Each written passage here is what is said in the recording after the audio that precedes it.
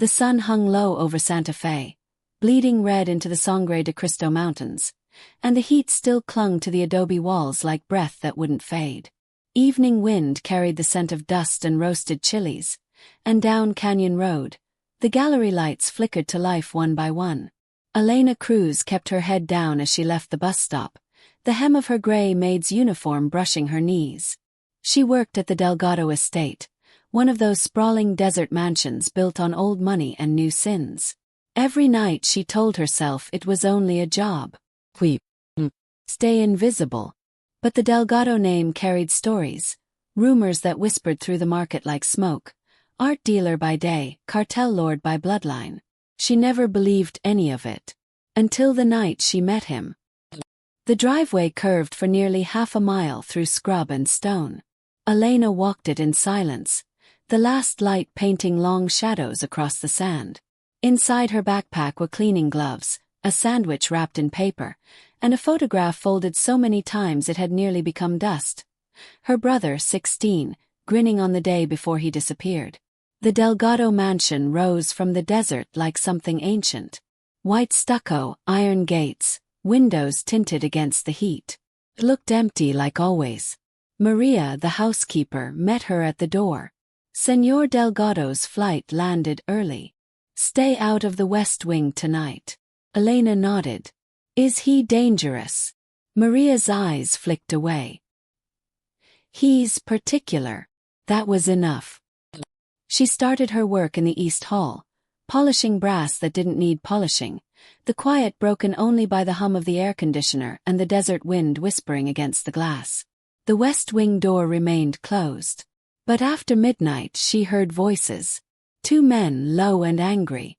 The language was English, but the tone was pure threat. She froze, hand still on the mop. The shipment's gone, one said. You lost it, not me. Was. Then another voice, lower, steadier. Watch your words.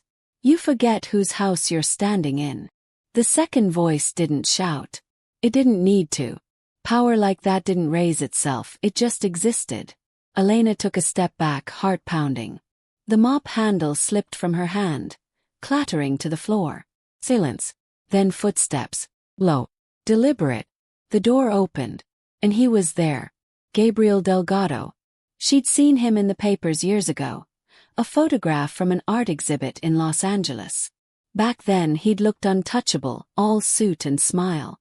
But the man standing in front of her now was different. Older. Harder. His white shirt was unbuttoned at the collar, sleeves rolled to the elbows. The kind of casual that still felt like command. His dark hair was damp, his eyes unreadable, and for one suspended second, neither of them spoke.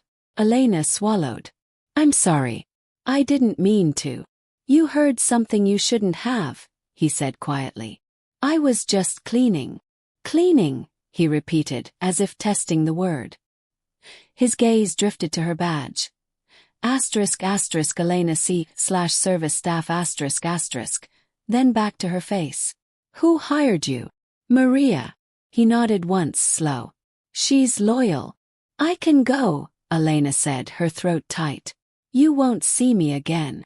But Gabriel stepped forward instead of aside. I already have. The way he said it made her skin prickle. It wasn't threat, it was recognition. He tilted his head, studying her. You're from Espanola, aren't you? North Valley. The Cruz family. Her stomach twisted. You know them. His gaze sharpened. I knew your brother. The world seemed to tilt. My brother's dead. Is he? Elena took a step back. What are you talking about? Gabriel's eyes softened, but his voice stayed measured. He worked for me once. Years ago.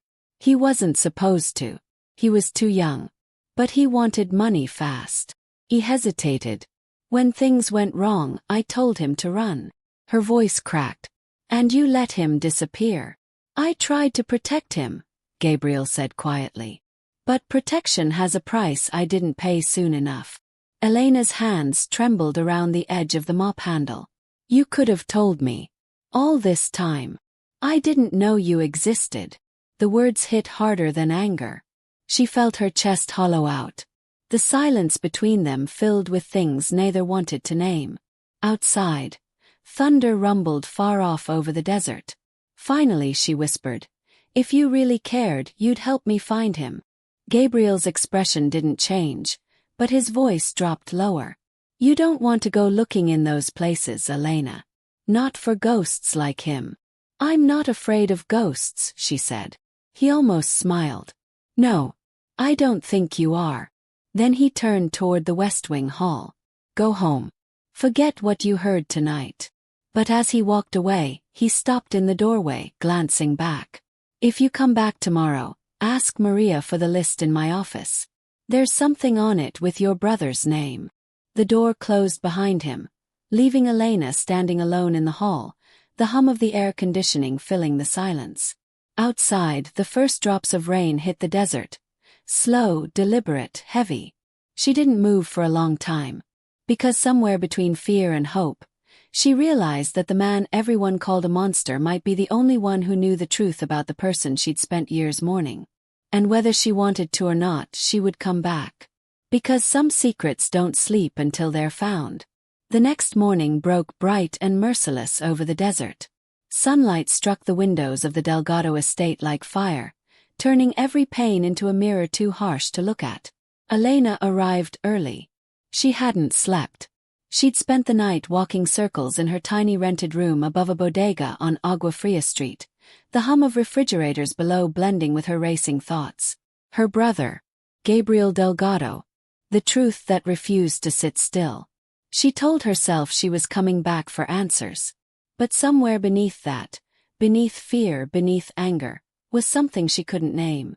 Something about the way he'd looked at her the night before. Not as a maid, not even as a threat. As if he saw her and recognized a piece of himself he'd lost. Maria greeted her at the kitchen door, eyebrows drawn tight. "You shouldn't have come today." Elena hesitated. "He asked me to." Maria's frown deepened. "Then be careful what you wish for." She handed Elena a small silver key. "His office. West Wing. He's expecting you." Elena's pulse stuttered. "Expecting me?"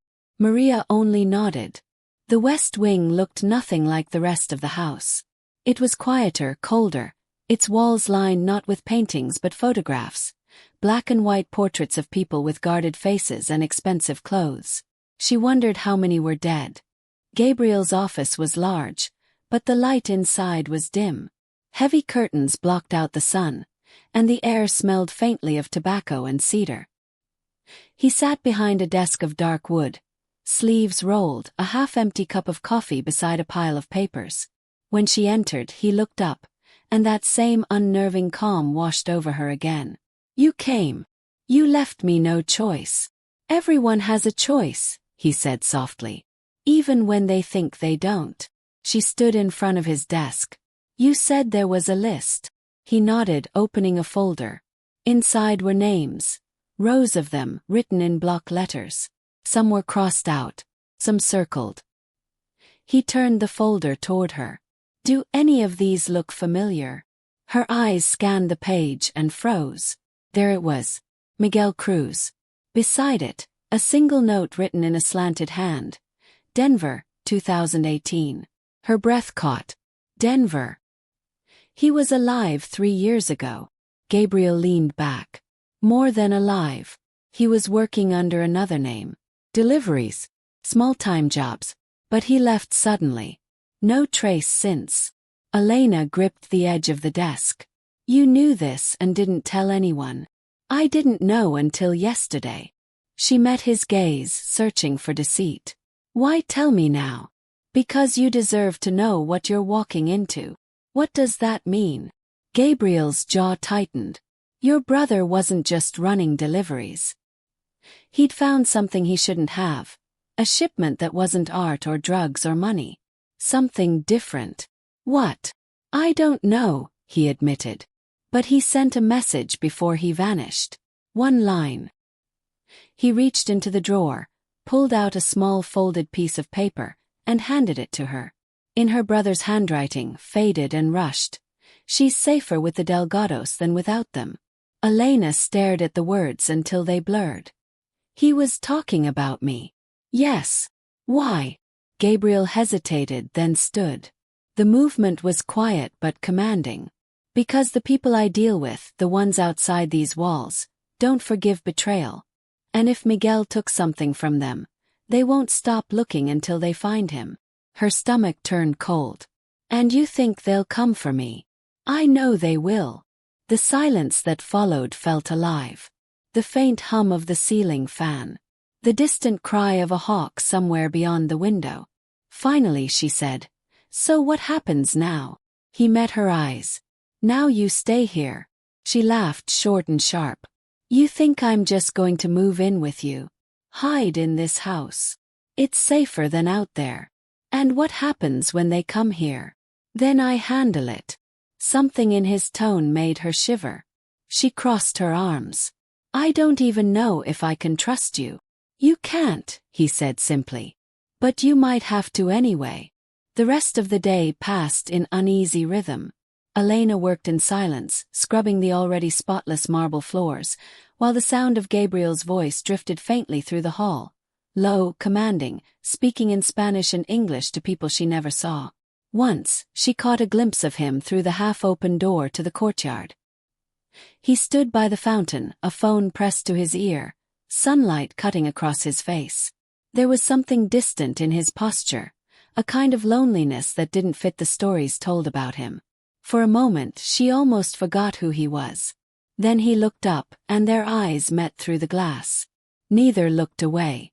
That night, Maria found her in the kitchen, staring at the folded note. "Does he ever tell the truth?" Elena asked quietly. Maria hesitated. "He tells what he can live with." Elena frowned. "That's not the same thing." "No," Maria agreed. "It isn't."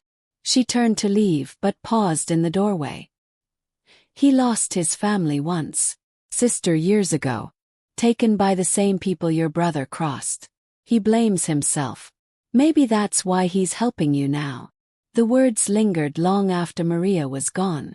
Outside, the desert wind picked up again, rattling the windows. Elena folded her brother's note one last time and slipped it into her pocket. She didn't trust Gabriel Delgado. But she believed the grief in his voice when he'd said her brother's name. And that somehow was worse. Because she could feel herself beginning to see him not as a cartel lord or a savior, but as a man trapped by his own secrets. And if she wasn't careful, she might start wanting to save him too. The night wind swept through Santa Fe like a whisper carrying old prayers.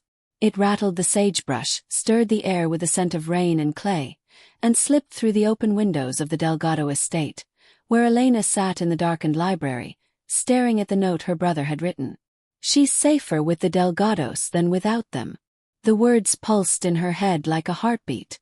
She didn't know if she believed them anymore. Earlier that evening, Gabriel had called a meeting. 2 men from his gallery arrived. Quiet, sharp-eyed, dressed in black. They spoke in low voices around the long table, pages of inventory spread between them. Sketches, paintings, and photographs, each stamped with the mark of some forgotten artist. Elena had lingered near the doorway, pretending to dust, but Gabriel knew she was listening. "This shipment was supposed to arrive last month," one man said. "The authorities in Denver have already asked questions. They think the missing crates contain stolen work from the Mexican National Archive." Gabriel's tone was even but tense. "And they're wrong." "Are they?" He hesitated. "Some of the pieces might have crossed borders. Improperly. But they belong to families who lost everything decades ago. I'm returning them quietly." Elena had stepped into the light before she realized it. "That's why you're being investigated." The room went still. Gabriel dismissed the others with a glance. They gathered their papers and left without a word. When the door closed, he leaned back in his chair, eyes fixed on her. "You don't knock, do you? You were never going to tell me. I was protecting you." She shook her head. "That's the same thing you said about my brother." He exhaled slowly. "Sit down." The chair across from him felt like a confession booth. The only light came from a single lamp, throwing his face into sharp planes of shadow. Miguel worked for the gallery, he began. He had an instinct for patterns, for spotting the one piece in a collection that didn't belong. One night, he found a ledger hidden behind a painting. Dates, codes, and initials. First, I thought it was just financial records. But he believed it linked to stolen art used to launder money through the foundation's charity wing. Elena's chest tightened. You mean your foundation? My name is on it, he said quietly. But the real control came from donors with more power than decency. And Miguel found proof. Yes. He planned to go to the authorities, but someone intercepted his message. Gabriel looked down at his hands. He called me before he vanished, told me he'd hidden the ledger where no one would find it, and that the only person he trusted was his sister. Elena's pulse quickened. He never told me. He couldn't risk it. You were still in Española. He thought the less you knew, the safer you were. She looked at him, searching for lies and finding only exhaustion. So why tell me now? Because whoever took that ledger thinks I still have it. And if they realize he might have given it to you, they'll come for you next. Silence settled between them, thick, brittle. Finally she whispered. Do you? Do I what? Have the ledger? He hesitated just long enough for the truth to show in his eyes. No, he said. But I know where he hid it. They drove before dawn. The old pickup rattled along Highway 285, the desert unfolding in shades of copper and gray. The horizon burned with first light. Where are we going? Lena asked. Gabriel's hands stayed steady on the wheel. A storage site outside of Española. Miguel rented it under a false name. I never went back after he disappeared. The miles passed in uneasy quiet. At last she said, You keep talking like you owe him something. I do. What kind of debt is worth all this? The kind that doesn't end until someone tells the truth. They reached a dirt road lined with cottonwoods. A faded sign read Herrera Storage. Units 1 to 40. Most of the lot was empty. Gabriel parked near the back, where sunlight spilled through the slats of an old tin roof. Unit 19. The lock was rusted, but the key on Gabriel's ring fit. Inside, the air smelled of dust and forgotten things. Boxes, canvas rolls, a broken easel, and on the far wall, a painting wrapped in brown paper. Elena peeled it open carefully. It was one of Miguel's. She recognized his brushwork instantly. A small oil landscape of the Rio Grande under stormlight. But hidden beneath the canvas, taped to the frame, was a flat envelope sealed with wax. Gabriel's breath caught. He actually did it. Elena opened it. Inside were pages of notes, photographs of paintings, and a list of names. Curators, collectors, museum officials. The ledger. Her brother's handwriting ran along the margins. If you're reading this, tell the truth. Don't let them bury it. She pressed the papers to her chest, eyes stinging. Gabriel said quietly, Now you understand why I couldn't tell you everything. What are you going to do with it? Turn it over. Publicly. But if I do, every name on that list will come for me. Then don't do it alone. He looked at her, the morning light cutting through the dust between them. You'd risk everything for this? I already lost my brother to it, she said. I'm not losing his truth too. A long silence followed. Then Gabriel nodded once, something like resolve settling across his face. Then we do it together. They drove back as the sun climbed higher, the desert stretching wide and endless around them. For the first time since she'd come to Santa Fe, Elena felt something shift, a fragile peace blooming where fear had lived. Beside her, Gabriel looked out across the sand, the lines of worry easing from his brow. You remind me of him, he said quietly. She smiled faintly. Then maybe he left me the right thing. He glanced at her, one corner of his mouth lifting. Maybe he left us both what we needed. And as the highway unrolled ahead, long, sunlit, unbroken, the world no longer felt like a cage of secrets. Felt like a beginning. Morning light came sharp and white through the adobe arches of the Delgado estate. It carried no warmth, only the dry, expectant silence of a world about to change. For 3 days, Elena and Gabriel had lived like ghosts inside the house, barely speaking, rarely sleeping, moving between the study and the gallery with a thick envelope of evidence always close. The ledger felt alive, humming between them like an untamed heart. Gabriel had scanned and catalogued every page. Elena had written her brother's story in her own words, every line careful, unflinching. They had enough proof to destroy reputations, maybe entire institutions. But with each passing hour, the weight of what they were about to do pressed heavier. "This isn't just your brother's truth anymore," Gabriel said that morning, staring at the open laptop on the desk. "It's going to burn half the art world."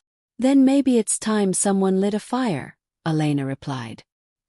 He looked up at her, eyes tired, voice quieter. "Once this goes public, there's no way back. People who've built their lives on lies don't forgive exposure. They erase it." She met his gaze. "I know. But I also know what silence cost my brother." He studied her a moment longer, then nodded. "Then we finish it." By midday they were ready. Gabriel had sent encrypted copies of the files to a journalist in Denver, a woman who'd once trusted him enough to keep his secrets, and who, he hoped, might now trust him to break them. She'd agreed to meet that afternoon at a cafe near the plaza. Elena drove. Gabriel sat beside her, the envelope of originals tucked beneath his arm. The sky stretched endless and cruel above them, every mile bringing the future closer. "At the edge of town," he said. "If this goes wrong, you get out. You don't wait for me." "I'm not leaving," she said. He turned toward her. "Elena, please." "I'm not leaving," she repeated. "Not again." His mouth tightened, but he didn't argue. Some battles weren't meant to be won. The cafe was crowded with tourists and locals hiding from the heat. Gabriel spotted the journalist at a corner table. Short hair, dark blazer, eyes like a hawk. "Rebecca Holt." "Gabriel Delgado," she said when they reached her, her voice carrying both curiosity and disbelief. "It's been a long time since you decided to tell the truth." He gestured to Elena. "This is Elena Cruz. The evidence we're giving you came from her brother." Rebecca nodded, assessing Elena with quiet respect. "He must have trusted you both a great deal." Elena swallowed. "He trusted the truth. We're just catching up." They handed her the envelope. She opened it, scanning the first few pages, her expression hardening as she read. "This is enormous," she murmured. "You're aware of what happens once I publish this?" Gabriel nodded. "Yes. You'll lose everything. Then maybe I never deserved it." Rebecca closed the folder and slid it into her bag. "You'll hear from me before it goes live." She left without another word, the door's bell chiming softly behind her. For a long moment, neither Elena nor Gabriel moved. The world outside carried on, children laughing in the plaza, the faint strum of a street guitarist, but for them everything had gone still. "It's done," she said. "Almost," he replied. That night the wind turned cold. Clouds gathered over the mountains, promising another storm. Gabriel stood on the terrace, staring out across the desert as if he could already feel the fallout coming. Elena joined him, a blanket wrapped around her shoulders. "They'll come after you," she said. "I know. You don't seem afraid." He gave a small, weary smile. "I'm tired of being afraid. Truth has a way of stripping fear down to what it really is. Attachment." "To what?" He glanced at her. "To the life we built on lies." She stepped closer, her voice barely above the wind. "You could leave tonight. Start over somewhere new. No one would find you." "I'd find me," he said softly. "That's the problem." Silence settled again, heavy with everything unsaid. She reached out, fingers brushing the edge of his sleeve. He didn't pull away. "What about me?" she whispered. He looked at her, something breaking open behind his eyes. "You deserve peace, Elena. Not to spend your life cleaning up after men like me. I don't want peace if it means forgetting, she said. You're not the man you were when this started. And you're not the woman who came here to hide. They stood like that, the storm rolling closer, thunder grumbling across the horizon. For the first time, the silence between them didn't hurt. It just existed, full of understanding. The next morning, the headlines broke. International art laundering scandal. Gallery mogul reveals secret network. Names, records, photographs. All of it published. Some praised Gabriel as a whistleblower. Others called him a traitor. The foundation froze his accounts, half the art world turned against him, and still he didn't regret it. In the following weeks, investigators reopened Miguel Cruz's case. They found evidence that he'd fled the country under an assumed name, alive somewhere in South America. The news came to Elena by letter. The search continues. It wasn't closure, but it was hope. When she told Gabriel, his eyes softened. He might never come back. He doesn't have to, she said. He just has to be free. Spring came early that year. The desert bloomed, wildflowers bursting from cracks in the stone, the air sweet with rain and dust. The Delgado estate grew quieter. The guards left. The calls stopped. The headlines faded. Gabriel sold the gallery and opened a small art school downtown. He taught restoration, how to uncover what time tried to bury. Elena joined him, teaching the younger students how to care for fragile things. Sometimes they worked side by side in silence, sunlight pooling on the studio floor. Sometimes she caught him looking at her as if to ask if she regretted any of it. She never did. One evening, as the sun slipped behind the mountains, she found him painting, something he hadn't done in years. The canvas showed the Rio Grande under stormlight. Her brother's scene. She smiled softly. You remembered. I never forgot. When he looked at her, the weight he'd carried for so long seemed to lift. You once told me that freedom isn't losing what we love. It's finding a way to keep it without pain. She nodded. Do you think we did that? He asked. She reached for his hand. I think we're learning how. Outside, the desert wind carried the faint scent of rain, and for the first time in a long time, neither of them flinched at the sound. The past had not vanished. It had simply learned to live quietly beside them. And in that quiet, they finally found something that felt like peace.